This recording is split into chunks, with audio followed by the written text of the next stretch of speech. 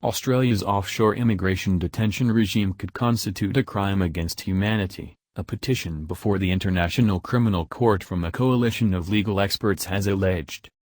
On Monday morning, GMT, a 108-page legal submission from the Global Legal Action Network, GLAN, and the Stanford International Human Rights Clinic was submitted to the court, detailing what the network describes as the harrowing practices of the Australian state and corporations towards asylum seekers.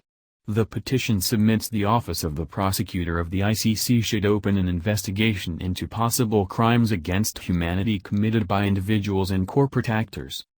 As recent leaks reveal, these privatized facilities entail long-term detention in inhumane conditions, often including physical and sexual abuse of adults and children, GLAN said in a statement. The conditions and resulting hopelessness have caused what experts describe as epidemic levels of self-harm among those held on these islands.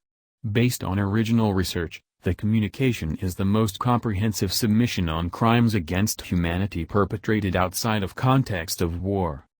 Heads of government and other state officials are not immune from prosecution by the ICC, but the prosecution of an Australian government official, either sitting or retired, would be unprecedented. The prosecutor would need to be convinced Australia's crimes constituted a widespread or systematic attack directed against any civilian population, with knowledge of the attack. The operation of the International Criminal Court is governed by the Rome Statute, to which Australia, which controls the offshore detention regimes on Nauru and Manus, is a party. Article 7 of the Rome Statute defines a crime against humanity as, among 9 other offenses, deportation or forcible transfer of populations, imprisonment or other severe deprivation of physical liberty in violation of fundamental rules of international law. GLAN is a non-profit legal organization, based in London and Dublin, pursuing legal actions to address human rights violations in the Global South.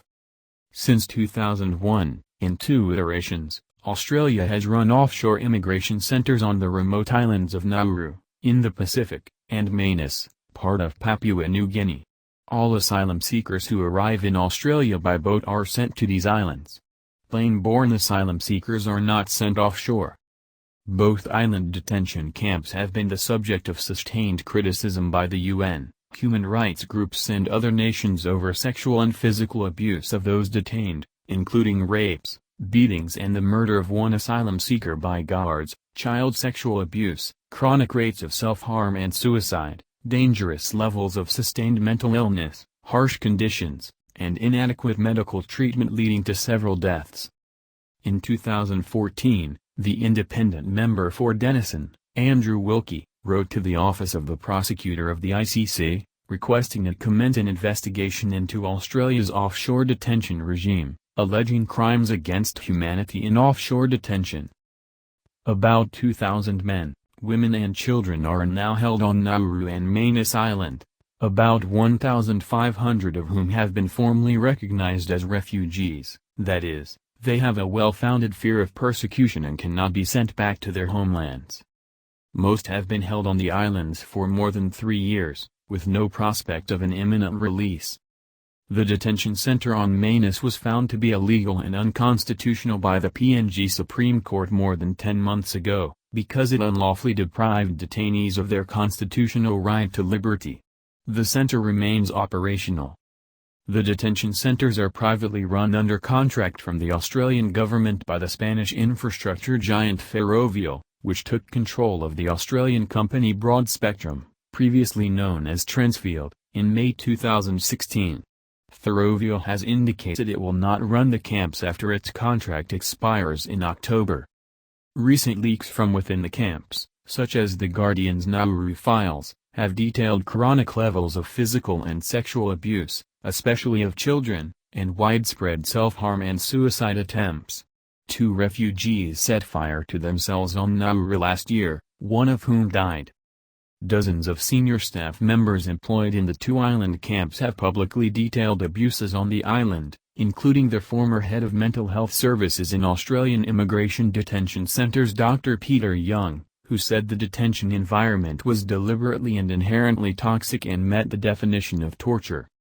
Traumatologist Paul Stevenson described the conditions in the camps as the worst atrocity he had seen in 40 years of trauma counseling.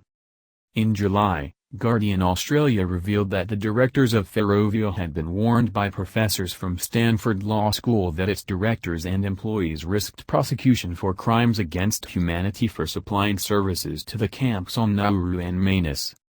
Diala Shemis, a law lecturer at Stanford's International Human Rights and Conflict Resolution Clinic, said the submission to the ICC demonstrated that Australia's government officials, as well as some of their corporate contractors, might be liable for crimes against humanity.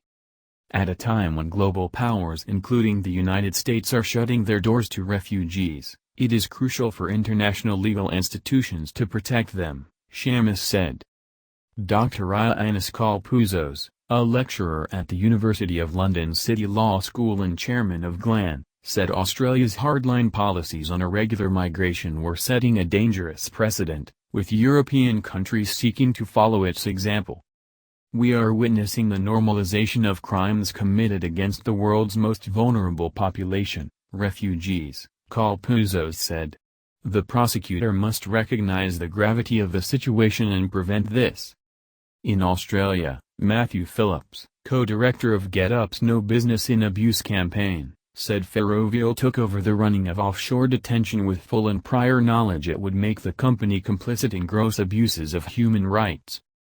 In making the decision to buy Broad-Spectrum and run the abusive detention camps, Ferrovial was not only acting against the advice of human rights experts but in the face of a ruling by the Supreme Court of Papua New Guinea that the Manus Island facility was illegal. The GLAN-Stanford petition also comes at a crucial juncture for the court. Since its establishment in 2002, the ICC has only established 3 investigations at the prosecutor's initiative, Propio against Congolese warlords Thomas Lubanga Diallo and Germain Katanga, and over crimes against humanity and war crimes in South Ossetia. 4 countries, the Gambia, South Africa, Burundi and Russia, have recently withdrawn as signatories or parties, amid sustained criticism that the court is biased against African nations. The ICC has overwhelmingly focused its investigations on allegations against Africans. Dr. Itamar Mann, a senior lecturer at Haifa University and GLAN's legal advisor, said the prosecutor now had an opportunity to address criticisms that the ICC was biased in its almost exclusive focus on African states. Australia's Department of Immigration and Border Protection did not respond to a request for comment on the ICC petition.